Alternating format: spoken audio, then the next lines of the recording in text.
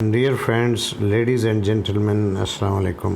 آج جو ججمنٹ میں آپ کے ساتھ شیئر کرنے لگا ہوں، یہ قتل کے مقدمہ کی اپیل ہے جس کی سماعت اسلام آباد ہائی کورٹ میں ہوئی۔ میں اس کے ریلیونٹ پارٹ جو کرمنل جسٹس سسٹم کے بارے میں ہیں وہ اور مختصر سا احوال مقدمہ قتل اور اس کے کنکلوژن کے بارے میں آپ سے شیئر کروں گا۔ اگرچہ ججمنٹ تو انگلش میں ہے، میں اردو میں آپ کے ساتھ اس کو شیئر کر رہا ہوں، اور اس کا جو اوریجنل ٹیکسٹ ہے وہ ریلیونٹ پورشن جو ہے وہ سکرین پہ آپ کو نظر آئے گا۔ تو کرمنل جسٹس سسٹم اپنے اہداف پورے کرنے کی بجائے اس کی ناکامی میں کردار ادا کر رہا ہے۔ یہ قتل کے مقدمہ کی اپیل کے فیصلے میں اسلام آباد ہائی کورٹ نے آبزرو کیا، اور یہ اپیل ڈیسائیڈ ہوئی ہے 4 مئی 2020، جبکہ قتل کا وقوع 10 سال پہلے ہوا ہے،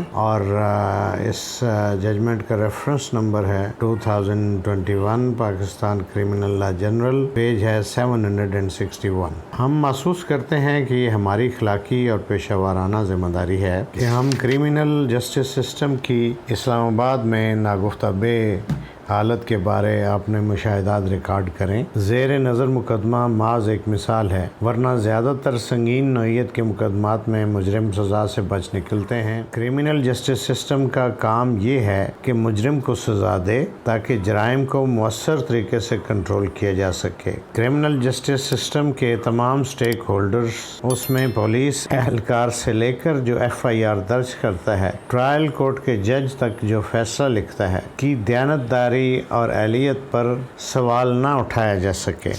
کرمنل جسٹس سسٹم کے دیگر سٹیک ہولڈرز، خواہ وہ ملزم ہو، متاثرہ فریق ہو یا تمام سوسائٹی ہو، سب کو اس نظام پر اعتماد ہو کہ مجرم کو سزا دے گا اور معصوم کا دفاع کرے گا۔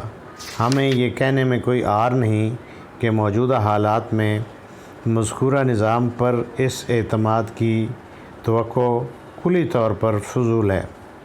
تاہم تمام سٹیک ہولڈرز بشمول پولیس، جیل حکام اور پراسیکیوشن کی تمام کمزوریوں، اہلیت و استعداد کی کمی کو تسلیم کرتے ہوئے، خواہ اس کا سبب رشوت ہے، نااہلی ہے یا استعداد کار کی کمی ہے، یہ نظام انصاف کو ناکام کر رہا ہے اور بدترین ناانصافی کا سبب ہے۔ اس مقدمہ میں بے ایمانہ قتل کی تفتیش پر پرانا آؤٹ ڈیٹڈ اور فرسودہ طریقہ استعمال کیا گیا، جو بادی نظر میں نااہلیت اور پیشہ ورانہ مہارت کی کمی کو ظاہر کرتی ہے۔ بڑے افسوس کے ساتھ کہنا پڑتا ہے کہ یہ کوئی ایک کیس نہیں بلکہ زیادہ تر مقدمات میں یہی طرز عمل اختیار کیا گیا ہے۔ زیادہ تر دیکھا گیا ہے یا تو تفتیشی ملا ہوا ہے یا سرے سے نائل ہوتا ہے۔ بحوالہ ججمنٹ 2015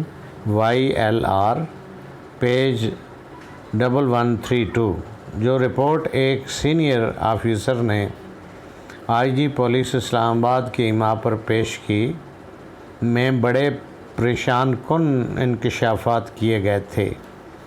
مثلاً ایک لو پیڈ تفتیشی کے پاس اتنے ذرائع نہیں ہوتے کہ جب اسے جرم کی بابت اطلاع ملے تو وہ موقع واردات پر جا سکے۔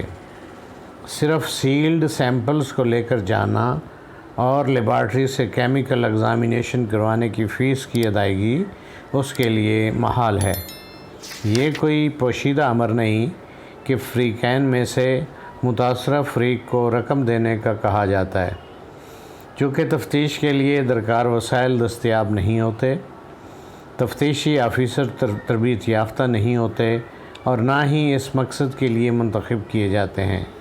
یہاں تفتیش کے لیے کوئی انڈیپینڈنٹ برانچ موجود نہیں، اور ایسا معلوم ہوتا ہے کہ یہ پرائرٹی بھی نہیں ہے۔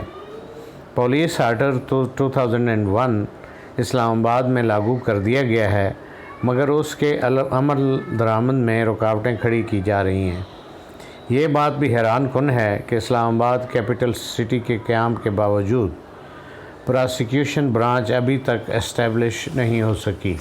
کمرشل ایریا کے اندر دکانوں کے اندر ٹرائل کورٹس قائم کی گئی ہیں جہاں پر حالات افسوسناک اور ہتک امیز ہیں۔ پروسیجرز اور قوانین آؤٹ ڈیٹڈ ہو چکے ہیں جو کہ ڈیلے کا سبب ہیں۔ شہریوں کو اور سوسائٹی کو اپنا کردار ادا کرنا ہوگا کیونکہ مختلف وجوہات کے پیش نظر لوگ گواہی نہیں دیتے اور متبادل کے طور پر تفتیشی جھوٹی گواہیاں تیار کرتا ہے۔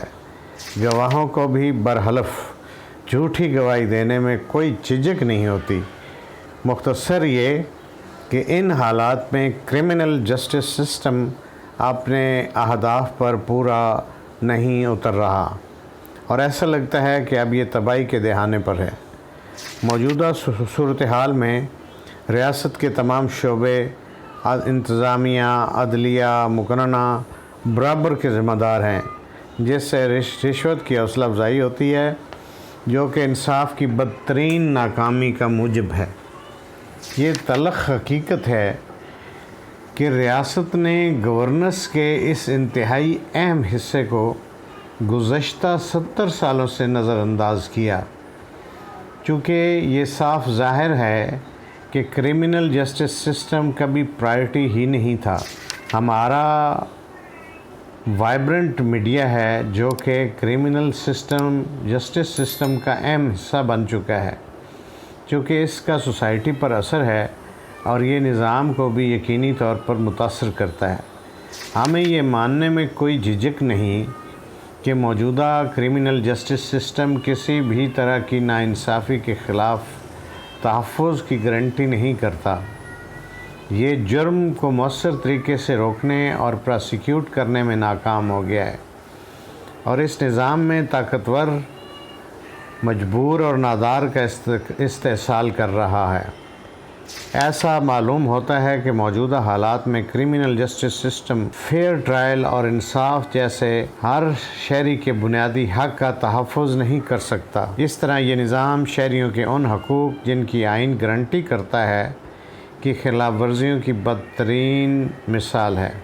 چونکہ یہ نظام اپنے مقصد یعنی وکٹم کو تحفظ دینے اور مجرم کو سزا دینے، جس سے سوسائٹی میں ہر شہری محفوظ ہو، میں ناکام ہوا ہے۔